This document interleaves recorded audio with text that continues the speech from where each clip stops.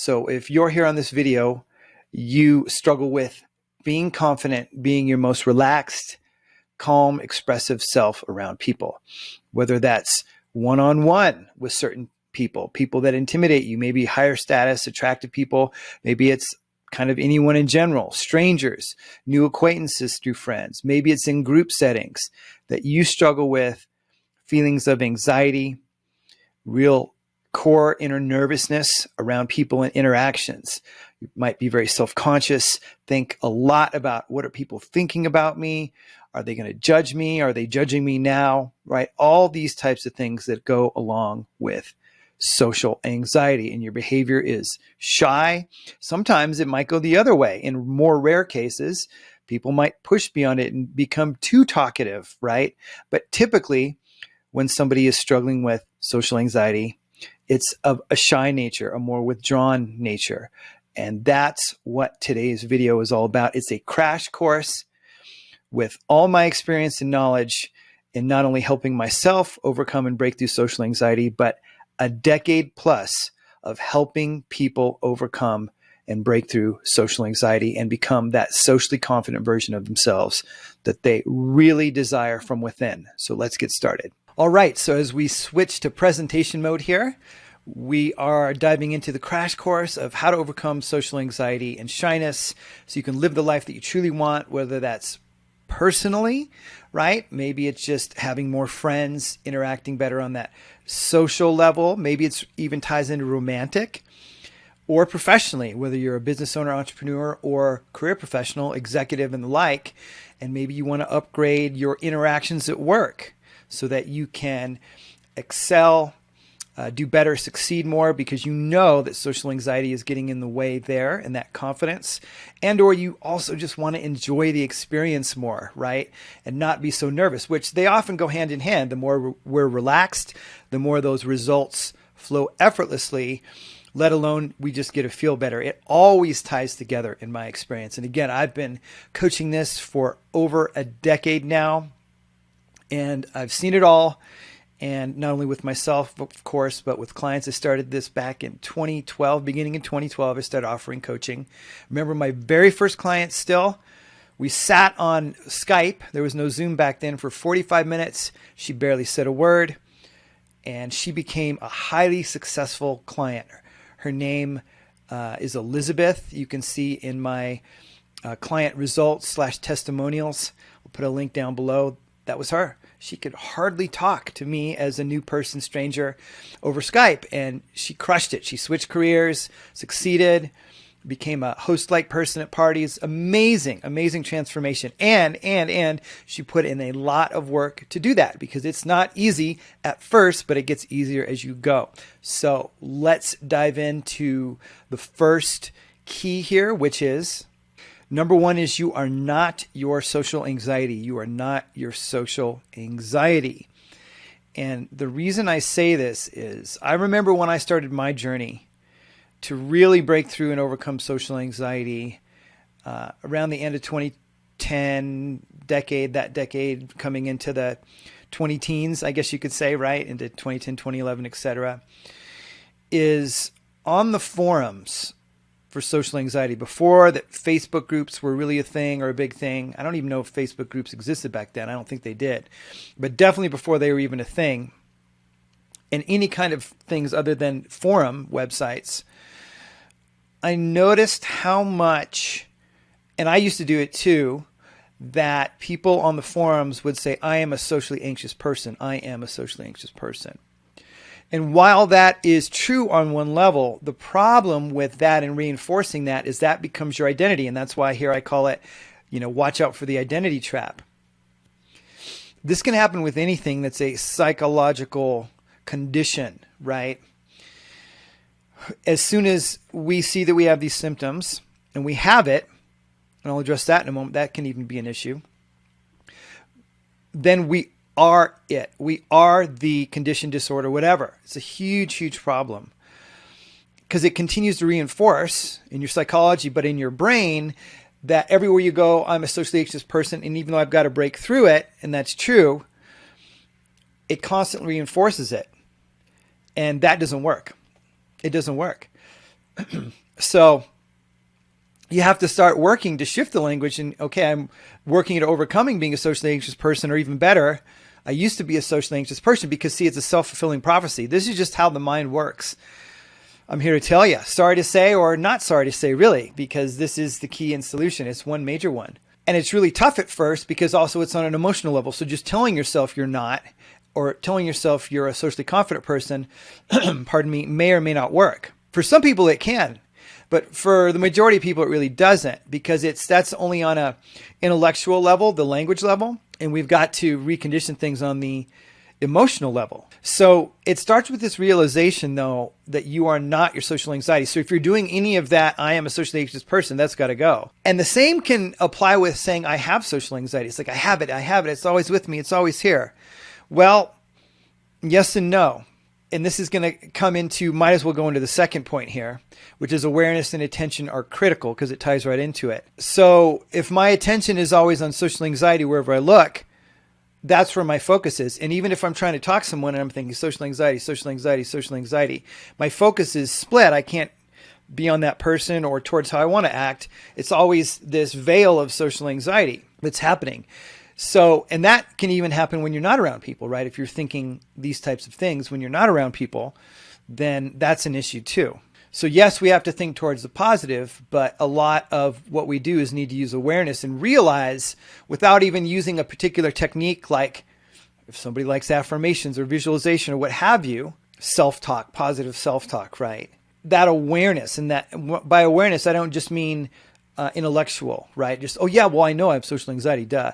It's an awareness to where you really see on a fully experiential level, a being level, oh, wow, I am not my social anxiety, and I was believing it. It's like that insight, that breakthrough insight. And unfortunately, breakthrough insight typically isn't enough. For some people, it can be, but typically there needs to be reinforcement and repetition, because the pattern is so strong of social anxiety, and really any majorly negative pattern, but with social anxiety, that it's going to come, it's so used to being there and quote unquote protecting you, right? Trying to keep you safe and surviving. That's all it cares about, even though it's seriously detrimental to your life and causing long-term suffering, right?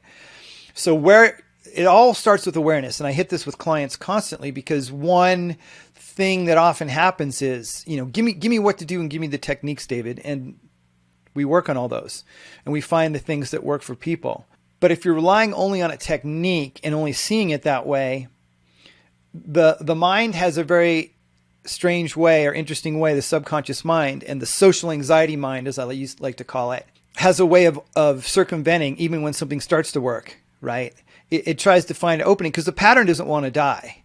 The pattern believes, if we could say that, the pattern has a internal structure to it that's predominant currently as a socially anxious person, but it's only a pattern. It's not who you are, right? It's back to that. You are not that. It's just a pattern.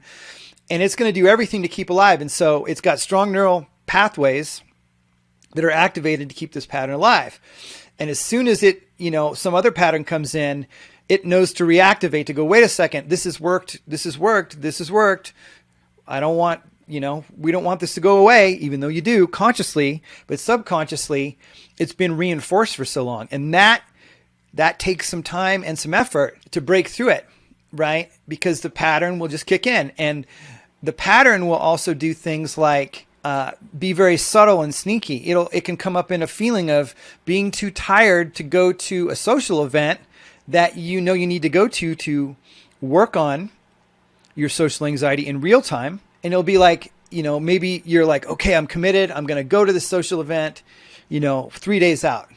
And this happens all the time with clients. We come up with specific social plans and things that align with what they like to do in life, what they want to do, and then the day comes, and then it's like all of a sudden anticipatory anxiety is kicking in, and then all of a sudden they're tired, or all of a sudden, oh, something else is, I should probably do this instead. But you see, that's the avoidance kicking up. Very, very common. It happens all the time. That's part of my job to point that out, because to that person, if they haven't yet really done much exposure, it's going and they're not used to kind of pushing through that initially. to ultimately seeing the benefit that's going to be reconditioning things in real time, besides stuff that we have them do at home and throughout the day in terms of practices. If they haven't seen that benefit and their nervous system and brain hasn't seen that benefit, then it's just going to continue the same. And it's going to do things, it's going to pull to keep you from going out and challenging yourself in a positive way, exposing yourself in terms of exposure work or therapy, right? If we use those terms. I use exposure work because I'm a coach, but it's all the same ultimately. And it's very well proven that CBT, pretty much works. I like to bring in the awareness element. You could also call it mindfulness. It's hugely helpful, I find. The original CBT lacks that awareness, that deeper kind of being level awareness, as I like to call it. I know it's a bit woo-woo and tricky, but it's really, really helpful. And it's also scientifically proven at this point how much mindfulness helps. It's just indisputable fact. Undisputable, I don't know if it's in or on. So this is why these are critical and techniques are secondary. With anything kind of change process, but of course here in particular with social anxiety and shyness. So that brings us into key number 3 here, which is negativity is a habit, but so is positivity. Now, why do I bring this up in this way? Well, especially when I first start working with the client, most people, 80%, 90%, it's highly negative, and it's highly negative towards themselves, right? Rarely is it in our conversations outwardly aggressive towards others. It's all self-conscious and aggressive, like a form of self-aggression towards oneself, right?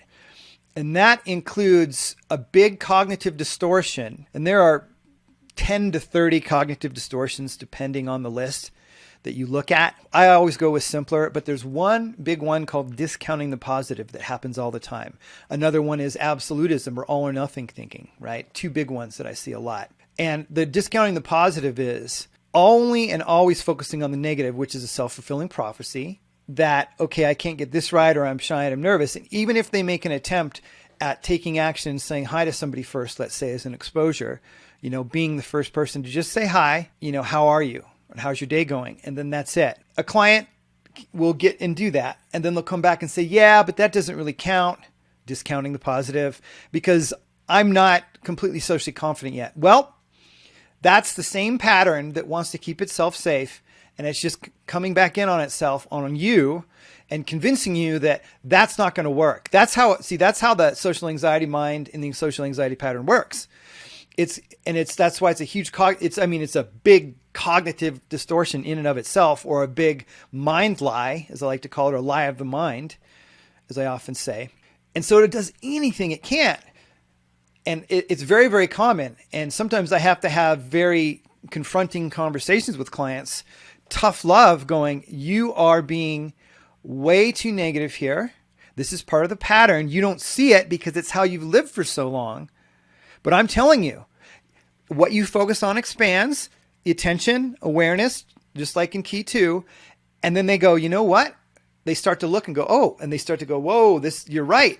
There's this skewing, and then to level it out. Now, I'm not telling them at all that they're now socially confident. I'm saying, look, that was a positive step. You did something that you have not done before or in a long time, let's say, because a lot of times sometimes people used to be, when they were a kid, more confident and something happened, or even into teens, or sometimes into adulthood. But let's say they never ever did it before for whatever reason, which is basically not how it goes, at 2 or 3 or whatever. But they've done it at some point in the past is what I mean, 4 or 5, and then something happens. Yeah. But even if they are, it's still reconditionable. Let's say they were always, I've never come across somebody who's like, I was always shy even when I was 4 or 5.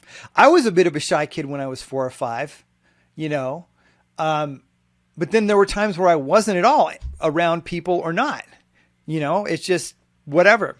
So anyways, but with this thing, because if you keep going the negative and discount it, that neural pathway doesn't get formed. See, it's that self-fulfilling prophecy. You have to focus on the positive to expand it. Then you start to see it more and go, wait a second, that was a good thing. And it's just habitual. It's a habit. Okay. And actually everything is a habit. There are internal habits here of thinking and feeling, really. And then of course there are behavioral habits, depending on your perspective. An internal behavior is where we direct our focus, if that makes sense. So the reticular activating system, which is the part of the brain that allows you to focus on something, and cut out all the other stimulus around, or noise, whatever you want to call it, stimulus really. If you're constantly focused on the negative, then you're just going to have a negative world. Everything's going to be negative and social anxiety all the time. But once you start focusing on the positive, even small things, and then maybe the next step is, after saying, hi, how are you? It's to express a short little story about something that happened this day or this week on the more expressive side, right? A lot of times clients can be really good at listening and asking questions, but not good at revealing things or sharing about themselves. So some of the exposure work is around, okay, we're not going to wait necessarily for them to ask you a question, but you've got to express something that's happened this week or even that day, depending on what time of the day and stuff like that, right? And how the week goes for a client, or something happened last week.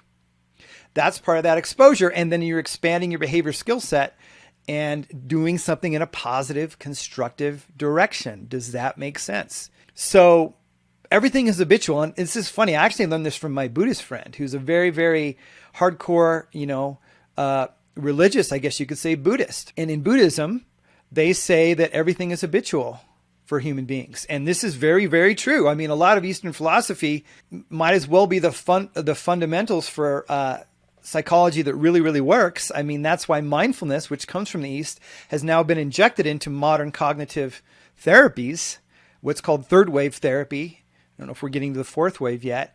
And it's been hugely impactful. I know it has for me in working with my therapist on various things, and in bringing this into my life in general and with my clients.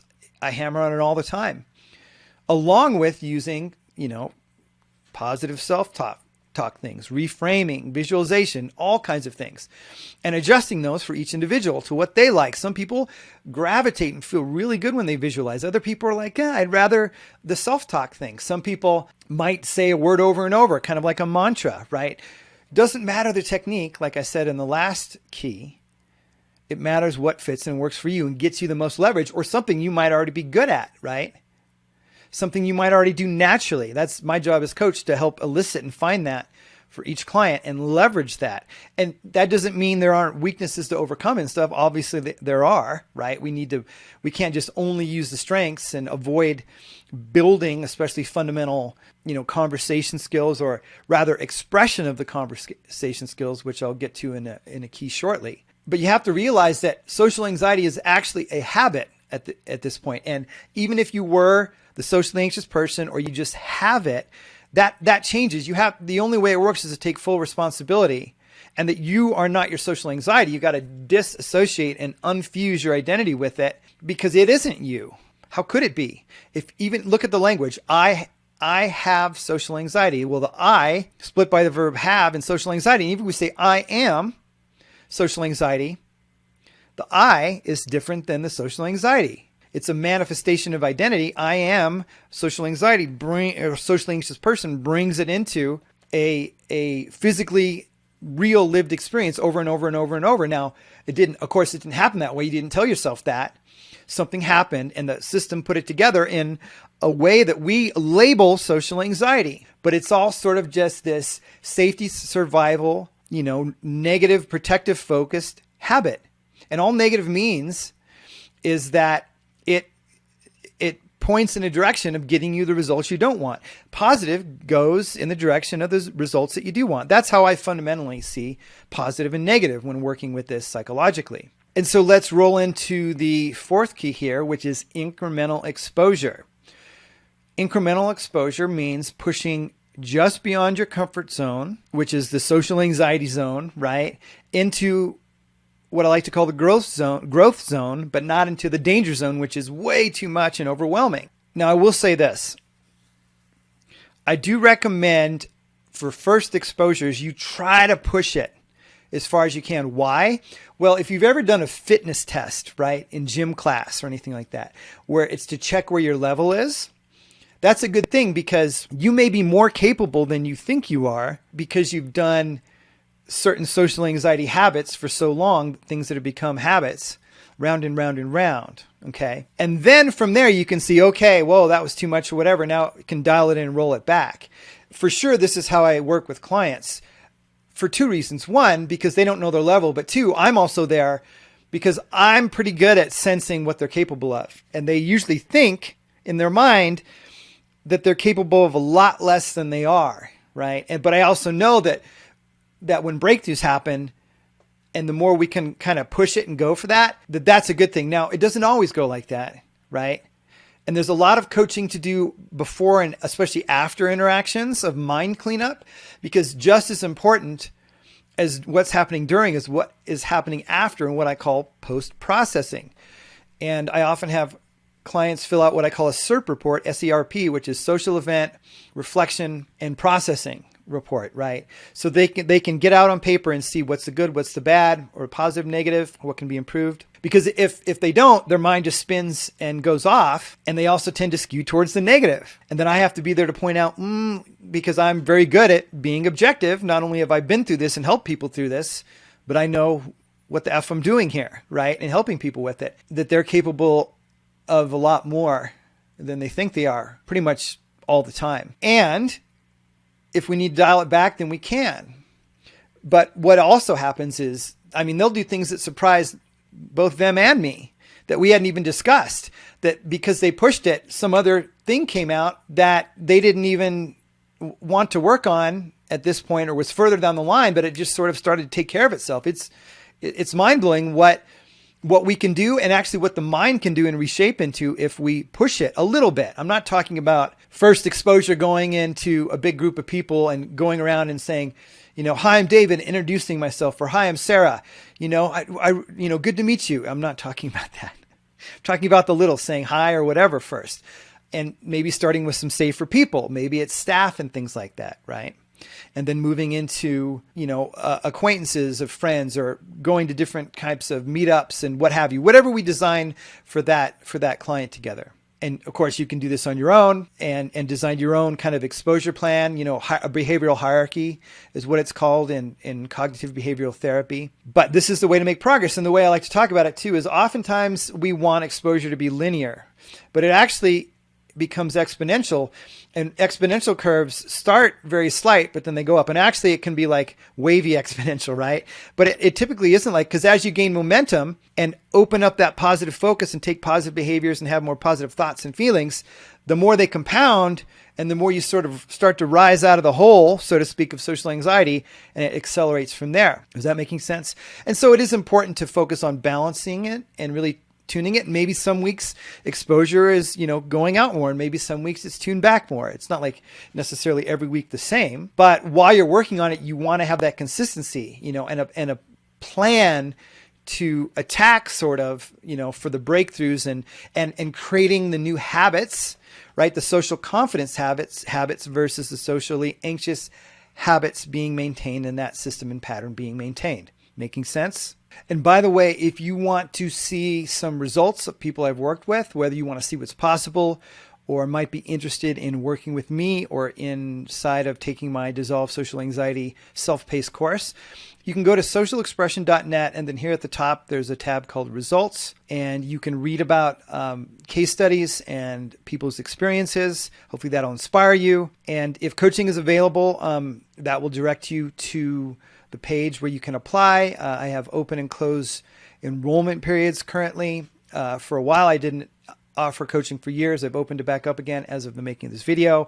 So it may or may not be open, but you'll definitely at least be able to check out my Dissolve Social Anxiety course, which is here at the top. If you click on course, the self-paced course is there for you as well. And of course, all the YouTube videos and everything to help you on your journey to becoming the most socially confident version of you. And now into the fifth and final key, which is social confidence is already within you. Okay, it's within you. What does this mean? It might sound a little weird, but it's absolutely true. And I'll show you why. So actually in the past year, I had a client who was telling me how his father was very withdrawn, didn't talk to new people a lot, basically shy, debatable whether he had social anxiety or not, because and here's the difference.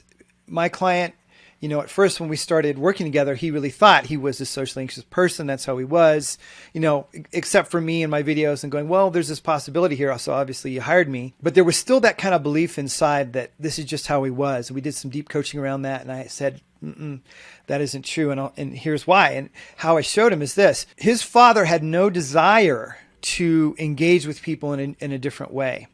So his father, I would even term as like a reclusive type of person, right? If he didn't engage with people. Now, his father may actually have social anxiety, but see, his father had no desire to engage with other people in a different way. But my client did. Sorry, I knocked the table there. But my client did. And that desire from within creates the wanting to break through and become that socially confident person. But see, if the desire's there, that means the person is within. And even more on top of that, we had the conversation of how much my client really likes people. There are people out there who don't like people. Really, if you are watching this and you want to break through social anxiety, you like people. You actually like interacting with people. But you've got this pattern and this sort of defense mechanism because of how you have gotten hurt, shamed, ridiculed, rejected, and how we made meaning of that. And that turns into social anxiety through social means, right? So that socially confident person is underneath because the desire's there. Otherwise, you would just be a recluse. And maybe somebody watching this video is like, wow, I actually don't like people. But that's pretty rare. It's pretty rare in my experience. And it was for me. Even at times when I said, oh, I don't like people and I wish I didn't, underneath there was this desire and longing to connect with people and have fun with people and have a good time and have deeper connection and all of that. And I know that if you look within, that's absolutely true, or you already know it's true. And desire always sprouts from within, no matter what we're working on in life. That person that wants to be an entrepreneur, that has never come from a family of entrepreneurs, but wants to be or sees excitement and adventure, but wants to help change the world in some way by inventing something or creating a product or service. And they've never been exposed to it before. That entrepreneur that is within, they might have been inspired by outside sources like you are in watching this video to get help, become that socially confident person, but it's always from within. So it's like uncovering the diamond within the coal. There's an old story of a statue somewhere in Asia. It's a Buddhist story of a statue that was really, covered in dirt and ugly and all this stuff, right? And I don't know if it's a terracotta warriors or not. But anyways, there's a story of the statue, and for hundreds of years, this statue stood there looking ugly and all this. And people just thought that's how the statue was. It actually kind of looked like it was part of the statue, apparently. Well, one day, a little boy is standing in the statue, and he sees this little glint of gold. And he's like, what's that? And he starts to, scrape it away. And he might be there, I'm doing the story roughly by himself. I'm sure he's not by himself and he's with somebody else, and the adult starts scrubbing it. And underneath all this dirt and this caked on, mess is a golden statue. And that's like you, my friend. This golden, most expressive, calm, confident version of you is underneath, but the caking of the dirt of social anxiety, it's really the same thing. And the reason I also say this has to do with the practical matter of when everybody comes to me, they want to work on conversation skills and social skills, and we do work on them, and we need to use them to express. But what happens every single time is that once we get somebody to relax more, be calm, start discarding that socially anxious thinking more and more, programming in more positive, empowering thinking, the more they go, well, I already knew how to do that. Or I just start to talk to people, or I just start to express myself more. Now, sometimes part of the change process is to push it first in behavior and back and forth seesaw, thinking and feeling and behavior. And ultimately they all tie together in one and the same thing. And they're going to become who you are. But sometimes it is to push it. But a lot of times, once that person gets relaxed more and more and more, things just open up and the social skills start to flow. The places that I tend to have to work with people on social skills more is more in leader situations and more group. But the one-on-ones conversation is already there for pretty much everybody. Is that making sense? And that's like uncovering when you relax more, it's like the dirt falls off and it comes back on, and you get, and goes back on and off. It's like that, for better, for worse. And the more that golden you, that diamond you from within comes forth and shines forth. It's already underneath the surface. So wrapping up this fifth key here, social confidence is already within you. I want to tell you about some other free resources here. There's a free ebook, and we'll also join my email community. Actually, there's an ebook, 10 Keys to Stop Feeling Anxious and Nervous Around People, and then the Overcoming Social Anxiety, the webinar, the 45-minute webinar, which goes into more detail. You can hear some more case studies as well. Highly recommend that. That one's been around for years. Super solid, super good as well. Those links will be below in both the description and the pinned comment. And of course, playlist. I have a playlist on developing social confidence, YouTube playlist, all those things. Pick and choose as you like. The links are beneath. And I really hope this video helped you. Again, I wanted to distill down all that I've learned in these keys from that distillation of 10 years plus, helping people in building social confidence, overcoming social anxiety. And all these resources will come together and give different angles, right? And there are solid ones that I created in the past because the methodologies work. They just have to be applied and applied over time, and change will occur. And please do hit the like button and subscribe and hit the notification bell. By hitting the like, you tell the algorithm that this content was good and useful, and it will send it out and find people that need help with social anxiety just like you, so that they can see this content to get help. And hopefully, I really hope it's been helpful. I mean, this is the meat and potatoes of the stuff distilled down from over 10 years of experience. So hopefully it's been beneficial to you. And of course, subscribe and hit the notification bell so you can get notified of content like this right when it comes out. I talk about social anxiety, confidence in general, success, psychology, all these things that can be helpful, but in particular, the social anxiety content, you will see it when it comes out as well. And so thanks so much for coming to this video class here, this crash course in how to overcome social anxiety and shyness and become the most confident version of you so you can live the life you truly want. I truly hope this helped. And again, I'm Coach David. Hope you stick around the channel for days, months, weeks, years to come. Hopefully, as we continue to evolve and grow together. I do speak on many topics right outside of social anxiety these days, but still keep to the core for my core subscriber base from the OG days and for people who still need help with it. And so until next video, I'm complete. Peace.